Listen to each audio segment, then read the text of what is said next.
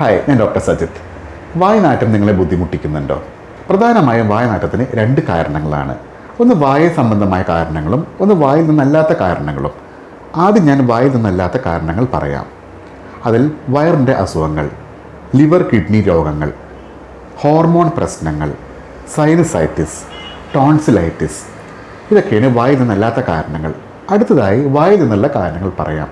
പ്രധാനമായും വായിൽ നിന്നുള്ള കാരണങ്ങൾ പറയുമ്പോൾ പുവർ ഓറൽ ഹൈജീൻ, അതായത് വൃത്തിയില്ലാതെ വായ സൂക്ഷിക്കുന്നത് തന്നെയാണ് പ്രധാനമായും വായിൽ നിന്നുള്ള കാരണം.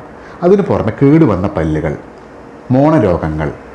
നിങ്ങൾ ഓർത്തോ ട്രീറ്റ്മെൻറ്റ് ചെയ്യുന്ന ഒരാളാണെങ്കിൽ ആ കമ്പിക്ക് ചുറ്റും ഭക്ഷണം പറ്റിപ്പിടിച്ചിരിക്കുന്ന അവസ്ഥ. സെറ്റ് പല്ല് ഉപയോഗിക്കുന്ന ആളാണെങ്കിൽ രാത്രി സെറ്റ് പല്ല് അഴിച്ചു വയ്ക്കാതെ ഉറങ്ങുന്നത്. അതുപോലെ തന്നെ സെറ്റ് പല്ല് വൃത്തിയില്ലാതെ സൂക്ഷിക്കുന്നതും.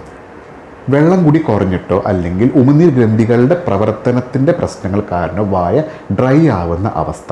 ഇതൊക്കെയാണ് വായിൽ നിന്നുള്ള കാരണങ്ങൾ. അതിന് പുറമെ വേറെ ചെറിയൊരു കാരണങ്ങളുണ്ട് ഭക്ഷണവുമായി ബന്ധപ്പെട്ടത്. അതായത് ഉള്ളി, വെളുത്തുള്ളി, ചില എരിവുള്ള സ്പൈസി ഫുഡ്, അതിന് പുറമെ പുകവലി, മദ്യപാനം, ഇതും വായനാറ്റത്തിനൊരു കാരണമാകും.